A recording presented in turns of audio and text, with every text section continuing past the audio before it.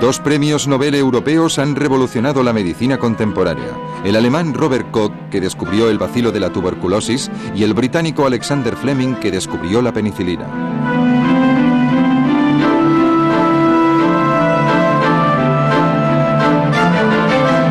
De la vacuna al antibiótico.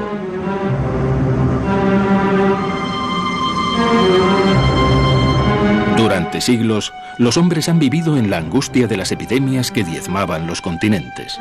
El terror era todavía más grande, puesto que estas plagas estaban rodeadas de misterio.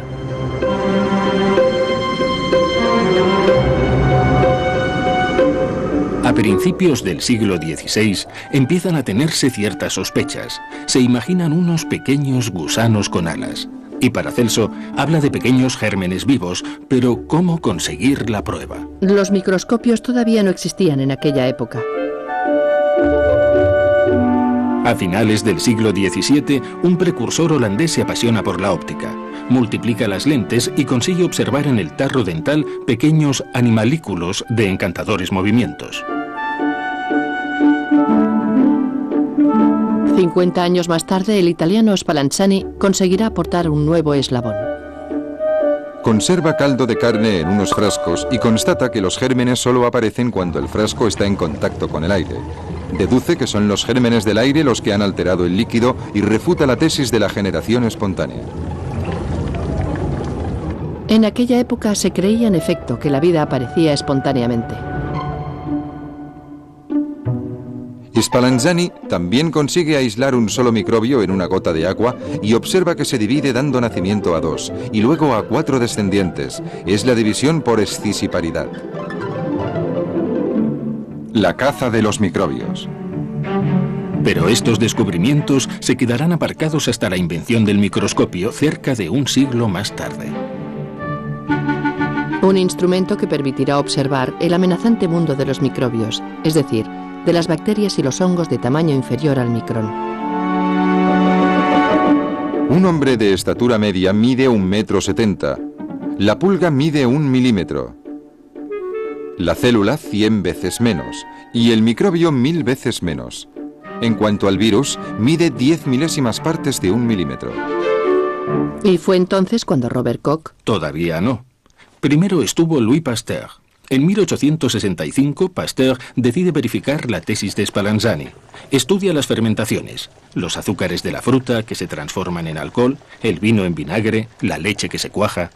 En una probeta con cuello de cisne, Pasteur coloca un caldo de materia orgánica que luego calienta. Como el aire caliente atrae al aire frío, los gérmenes penetran en el cuello de cisne, pero a causa de su curvatura no pueden llegar hasta el caldo, que por lo tanto no se cubre de moho. Pasteur invierte entonces la probeta, lo que permite que el caldo se mezcle con los gérmenes. Vuelve a ponerlo derecho y constata cómo aparece rápidamente el moho. Unos gérmenes invisibles al ojo desnudo pululan por la atmósfera y se nutren de las materias orgánicas. La generación espontánea, hace 20 años que la busco. En el estado actual de la ciencia, la generación espontánea es una quimera. El mismo año, estudiando una enfermedad del gusano de seda, Pasteur demuestra que el contagio es una realidad. Lo que causa la epidemia es la medicina y su personal, que transportan el microbio de una mujer enferma a una mujer sana. Es una revolución en la historia de la medicina. Antes de Pasteur, se había ya constatado que cuando los cirujanos pasaban directamente de la morgue a la sala de partos, la tasa de mortalidad de las parturientas era 4 veces mayor.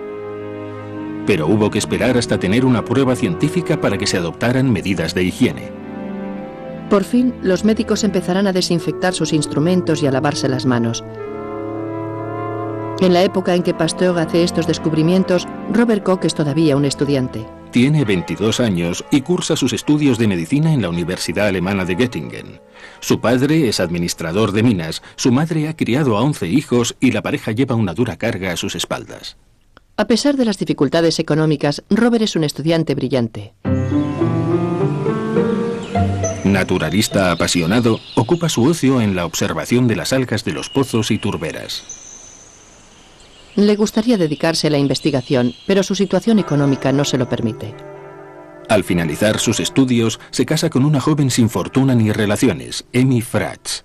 que sacrifica sus modestos ahorros para regalarle un microscopio de los más modernos. Así podrá empezar sus observaciones y sus experimentos. En 1872 acepta un puesto de médico rural en Wolstein, en Silesia, donde instalará un laboratorio de fortuna separado de su consultorio por una simple cortina. El matrimonio tendrá una hija, Gertrud. Emmy es una compañera atenta y absolutamente abnegada. Como médico rural, Koch está constantemente en contacto con una curiosa enfermedad del ganado, el carbunco, endémico en Silesia. El ganado moría en 48 horas. Esta enfermedad afectaba a veces al hombre, con un resultado a menudo fatal. A partir de 1873, Koch se dedica a observar en su microscopio la sangre y el bazo de las víctimas. Descubre unas bacterias con forma de bastoncillos, idénticas en el hombre y en los animales. Sus dimensiones son suficientes para que se distingan claramente entre los glóbulos de la sangre. Pero Koch debe resolver un enigma. Las bacterias tienen una duración de vida de varios días, pero la enfermedad puede reaparecer en los mismos pastos el verano siguiente o incluso al cabo de varios veranos. Y con la ayuda del azar, Koch yuxtapone incorrectamente dos láminas de cristal. Parte del cultivo queda pues al aire libre. Constata entonces que bajo el efecto del oxígeno, las bacterias forman largos filamentos acabados en pequeños granos. Cuando las bacterias mueren, los granos permanecen intactos. Son las esporas, capaces como todos los granos de germinar al cabo de varios años. Cuando el cadáver del animal se descompone, las esporas penetran en el suelo. Otro rebaño podrá ingerirlas pastando en este lugar al verano siguiente o incluso al cabo de varios años. Koch ha encontrado la solución. Las esporas transmiten las bacterias del carbunco al animal sano. Estamos en 1875. Tiene 32 años y su mérito es todavía mayor, teniendo en cuenta que ha trabajado solo, sin ayudas oficiales, lejos de cualquier centro científico. En su aislamiento, este médico internista autodidacta en biología incluso ignoraba al parecer los trabajos de Pasteur. Pasteur, por el contrario, había tenido noticia de los descubrimientos de Koch cuando en 1877 empieza también a estudiar la enfermedad del carbunco. En mayo de 1881, Pasteur observa que las bacterias del carbunco pierden su virulencia cuando quedan expuestas al oxígeno del aire. Tiene entonces la idea de realizar un experimento. Toma 2 rebaños de 25 corderos cada uno, inyecta bacterias debilitadas al primer rebaño y estos corderos permanecen sanos. Luego inyecta bacterias virulentas a los 2 rebaños. Solamente los corderos del segundo rebaño contraen la enfermedad. Como no han recibido la inyección de bacterias debilitadas, no han desarrollado anticuerpos. Es el principio de la vacuna, que será saludada como un verdadero milagro. Pasteur es aclamado. Koch, que ha sido nombrado para ocupar un puesto en la Oficina Imperial de la Salud en Berlín, puede ahora seguir los trabajos del científico francés. Cuando ambos coinciden en un congreso en 1881, Pasteur le felicita por sus métodos de cultura. Es un gran progreso, señor mío. Pero a Koch le cuesta aceptar la gloria de Pasteur, que enturbia la suya. Se declara contrario a la idea de la vacunación y afirma con cierta arrogancia que es imposible atenuar la virulencia de las bacterias. Pasteur demuestra lo contrario, exponiendo por primera vez el fruto de su descubrimiento sobre la vacuna. Koch pone en duda la fiabilidad de su método. Le dice a Pasteur: Usted no es médico. Es cierto, Pasteur es químico. Esta rivalidad entre los dos grandes científicos perdurará hasta la muerte de Pasteur. Pero tendrá el mérito de crear una emulación. En 1882, Koch arrebata el protagonismo a Pasteur con su descubrimiento del bacilo de la tuberculosis. Podemos imaginarnos la resonancia en Europa y en el mundo. La tuberculosis es la enfermedad del siglo.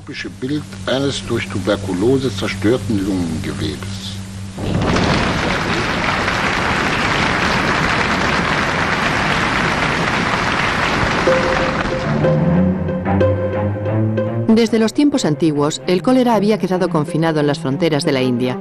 Pero a principios del siglo XIX, gracias a los intercambios comerciales y a las guerras coloniales, varias epidemias habían asolado Europa. En 1831 varios asaltos habían estallado en Polonia. Se acusaba a los judíos de ser responsables de la epidemia. En 1854 se registran en Francia 150.000 muertes por el cólera. En 1883, Koch decide viajar a Egipto, que se encuentra entonces afectado por una epidemia. Estudia los intestinos de los cadáveres y constata la presencia de un misterioso vibrión. ¿Pero seguro que es el causante del cólera? La epidemia de 1884 en Calcuta lo confirmará. Koch viaja inmediatamente a la India y constata la presencia del mismo vibrión. Inoculándolo en los animales de laboratorio les contagia la enfermedad.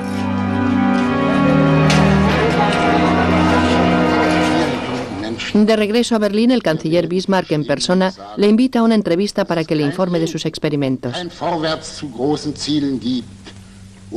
Pero hasta la terrible epidemia de Hamburgo en 1892 no se comprenderá que la enfermedad se transmite por medio de los excrementos y el agua contaminada. Solamente entonces se tomarán las medidas preventivas necesarias. En 1885 le toca a Pasteur tomar la delantera con la vacuna contra la rabia. Esta vacuna era eficaz en los animales, pero no había sido nunca inyectada a un ser humano, cuando el 6 de julio le presentan a un niño de 9 años al que le había mordido un perro rabioso. Como la muerte de este niño parecía inevitable, decidí, a pesar de sentir crueles inquietudes, intentar el método que había tenido éxito con los perros. El niño se salva y es todo un triunfo. Los enfermos afluyen del mundo entero. Sin embargo, Pasteur no obtendrá el premio Nobel. Muere en 1895, 6 años antes de su creación.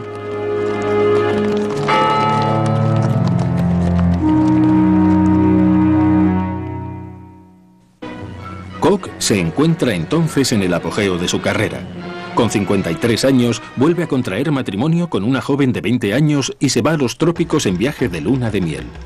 Esta joven artista acepta mejor las extravagantes costumbres del científico que su primera esposa, cansada de sacrificarse. Durante 8 años, Koch recorrerá el territorio de África y estudiará las enfermedades tropicales como la enfermedad del sueño, la peste bovina y el paludismo.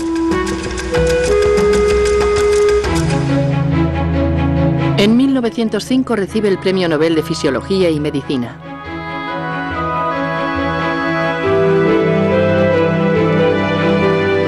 El mismo año es nombrado en Alemania director del nuevo Instituto de las Enfermedades Contagiosas, el futuro Instituto Robert Koch.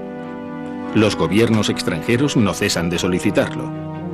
En Japón incluso le recibe el emperador Kitasato y le erige un templo sintoísta en el cual se celebran cultos en su honor. Ironías del destino. Este hombre, que había consagrado su vida a luchar contra los microbios, no escapará a la epidemia de gripe de 1910, que se lo llevará a la edad de 67 años. Pasteur y Koch han legado una valiosísima herencia a la humanidad. Gracias a estos dos investigadores europeos, las enfermedades infecciosas pueden diagnosticarse y prevenirse. Más tarde, el descubrimiento de los antibióticos por el británico Alexander Fleming permitirá también curarlas. Recibirá el Premio Nobel en 1945 por el descubrimiento de la penicilina. El 6 de agosto de 1881, Alexander Fleming viene al mundo en una granja del condado de Ayrshire, en Escocia. Es el último hijo de una familia de modestos agricultores. Pasa su tiempo de ocio contemplando la naturaleza en los bosques y landas circundantes. El trabajo del hombre del campo es quizá más duro, pero tiene una vida de hombre, no hace las mismas cosas día tras día. Sobre todo, aprendíamos inconscientemente miles de cosas que un habitante de la ciudad ignorará toda su vida. Pero ¿cómo se convierte en investigador este joven escocés? Con 14 años, los hermanos de Alexander le invitan a ir a reunirse con ellos en Londres, donde están instalados y ejercen la medicina. Allí terminará sus estudios secundarios y trabajará a continuación como empleado en una compañía naviera.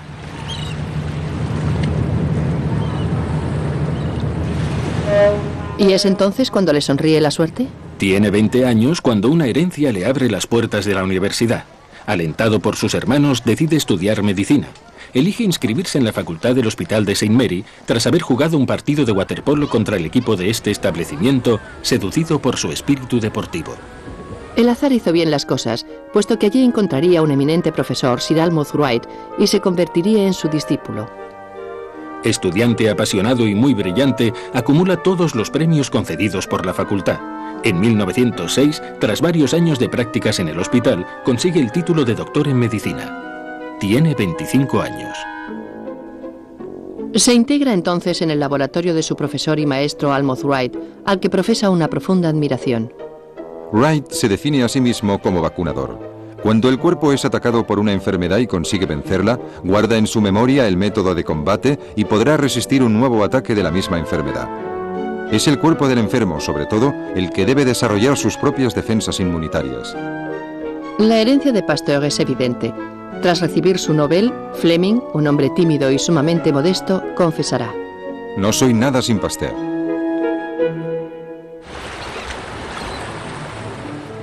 En 1914, al estallar la guerra, Wright y Fleming, ambos oficiales del ejército británico, son destinados a Boulogne-sur-Mer. El casino ha sido requisado para cuidar a los heridos más graves del frente y los dos científicos se enfrentan allí con graves enfermedades: la gangrena, el tétanos, la septicemia. En este gigantesco y terrible laboratorio natural, los dos médicos realizarán un importante descubrimiento. Se dan cuenta de que los antisépticos que existen en aquella época son nocivos para el tratamiento de las heridas profundamente infectadas. Inician entonces un importante trabajo de investigación. Calentando un tubo de cristal, Fleming forma varios huecos para crear lo que llama heridas artificiales. Llena el tubo con un líquido infectado y luego lo vuelve a vaciar. A continuación lo llena con una solución antiséptica y lo deja incubar durante 24 horas. Finalmente tira el antiséptico y llena el tubo con un medio orgánico. Cuando vuelve a calentar el tubo, constata que se han desarrollado gérmenes. Se habían quedado en los huecos del tubo, donde el antiséptico no había podido penetrar. Demuestra que los antisépticos tradicionales muy concentrados destruyen los microbios nocivos, pero también los glóbulos blancos, que son los defensores del organismo. Cuando están poco concentrados, solo destruyen los glóbulos blancos, y los microbios, todavía activos, se desarrollan entonces fácilmente en un organismo sin defensas. Fleming y Wright preconizan entonces limitar el tratamiento de las heridas profundas al lavado con solución salina, que al irrigar mejor la zona contaminada permite a los glóbulos blancos ejercer su acción de defensa. Pero a pesar de sus encarecidas recomendaciones, el mundo médico utilizará estos peligrosos antisépticos hasta la Segunda Guerra Mundial. En 1918, Fleming regresa al Hospital de St. Mary, al departamento de vacunas dirigido por Wright. Una de sus misiones es poner a punto la vacuna de la gripe. Una enfermedad que acaba de causar 22 millones de muertos, es decir, más víctimas que la última guerra. En lugar de observar una limpieza meticulosa en su laboratorio, Fleming guarda voluntariamente sus cultivos 2 o 3 semanas antes de eliminarlos, puesto que cree que el azar puede resultar productivo. El espíritu poco preparado no ve la mano tendida por la suerte. El azar había ya ayudado al trabajo obstinado de Robert Koch. Fleming vivirá la misma experiencia. En julio de 1928, Fleming prepara varios cultivos orgánicos con estafilococos dorados, una bacteria especialmente virulenta. Pero olvida pasar antes las placas de cultivo por el incubador para destruir los gérmenes del aire. Se va de vacaciones durante un mes. Al regresar, una de sus placas está recubierta de moho verde oscuro. Con gran sorpresa, Fleming constata que alrededor de este moho, los estafilococos dorados han quedado destruidos por completo. Fleming presenta esta placa sospechosa a sus colegas, pero no consigue despertar su interés. Él, por el contrario, se obstina, persiste y se interroga a sí mismo. Cuando filtra el moho inoportuno, constata la presencia de un hongo, el Penicillium notatum. Observa que este hongo, en contacto con el estafilococo, produce una sustancia que tiene la propiedad de neutralizarlo. A esta sustancia le dará el nombre de penicilina. Fleming está convencido de haber realizado un gran descubrimiento. Lo publica en 1929. Cierto tipo de penicillium produce una potente sustancia antibacteriana. Puede ser un antiséptico eficaz contra los microbios sensibles al penicillium.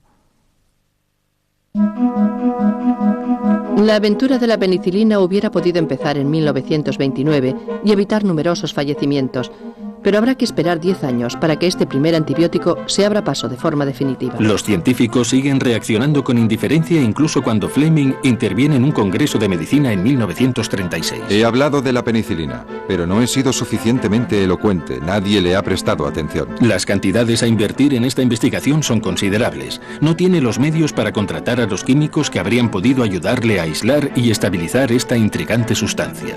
Algo que conseguirán en 1940 los bioquímicos Floguet y Shane en el Instituto de Oxford. Cuando se entera de la noticia, Fleming queda anonadado. Su sueño se ha convertido finalmente en realidad. Ahora podrá contemplar su sustancia en estado puro. Viaja a Oxford para encontrarse con Floguet y Shane, que se quedan estupefactos. Creían que Fleming ya había muerto. Fleming dirá de ellos: son los científicos químicos que hubiera querido tener a mi lado en 1929. En 1942, un amigo de Fleming sufre una meningitis aguda. Su muerte es inevitable. En la noche del 6 de agosto, Fleming llama por teléfono a Floguet, que posee la única muestra de penicilina pura. Floguet no duda ni un segundo en entregársela. Fleming inyecta la sustancia a su amigo, que recobra la salud en el espacio de una semana. El Times de Londres habla de milagro médico. Es el principio de la fama mundial de Fleming. En aquella época, la Segunda Guerra Mundial arrasa Europa. En el frente y en las ciudades miles de hombres resultan heridos y mueren. Otros sucumben a las epidemias y a las enfermedades infecciosas. La penicilina parece ser un remedio milagroso. Pero para probarla a gran escala sería preciso contar con grandes cantidades, es decir, realizar enormes inversiones. Inglaterra, involucrada en el conflicto bélico, no puede proporcionar los medios necesarios a Floguet y Shane. Los dos químicos consiguen convencer a los americanos. La penicilina consigue 200 curaciones en 1943 y 500 en 1944. En los meses posteriores a la liberación, solamente las tropas americanas estacionadas en Francia están regularmente aprovisionadas. Ni su venta en el mercado negro basta para responder a las necesidades. Los médicos están tan desesperados que incluso recogen la orina de los soldados americanos bajo tratamiento con penicilina para extraer esta sustancia de forma ilícita.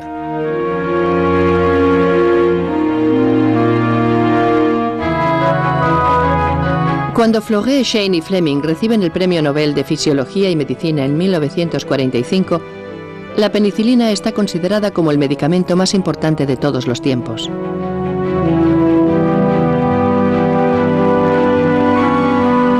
Fleming levanta el entusiasmo popular. Recibe doctorados universitarios, títulos de académico, condecoraciones y recepciones por doquier. Lamento no poder acostumbrarme a toda esta agitación, pero supongo que tendré que resignarme. Alexander Fleming morirá en Londres en 1955, 10 años después de recibir el premio Nobel. Poco antes de su muerte confesará con cierto humor británico: no hubiera descubierto jamás la penicilina en nuestros laboratorios actuales, donde deben respetarse escrupulosamente las reglas de higiene. A diferencia de los antisépticos tradicionales, el antibiótico solo destruye las bacterias nocivas y preserva los glóbulos blancos.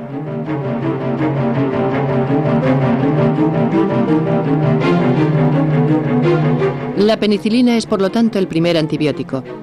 En su estela nacerán la streptomicina, la tetraciclina, el cloranfenicol y tantos otros.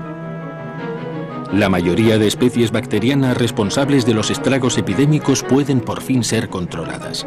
La meningitis, la fiebre tifoidea, la tuberculosis, la sífilis, sin olvidar dolencias tan banales y nocivas como las anginas. Los antibióticos se encuentran entre los medicamentos más vendidos en las farmacias. Pero cuidado, no hay que abusar de ellos. La absorción excesiva de antibióticos debilita los efectos del medicamento. Los microbios evolucionan aprendiendo a resistir a los antibióticos. Los enfermos portadores de estos bacilos pueden infectar a las personas de su entorno, que adquieren así de entrada una enfermedad resistente a los antibióticos. Además, la producción de los antibióticos sigue siendo muy cara y por lo tanto difícilmente asequible para los países pobres. En la actualidad, la tuberculosis es la primera causa de mortalidad debida a un agente infeccioso. Origina 3 millones de muertos al año. Una tercera parte de la población mundial está infectada por el bacilo. En 1996, el paludismo afectó a 450 millones de individuos. 2 millones de ellos fallecieron, sobre todo entre la población infantil. Desde hace 20 años, 24 millones de personas han sido infectadas por el SIDA, 4 millones han muerto.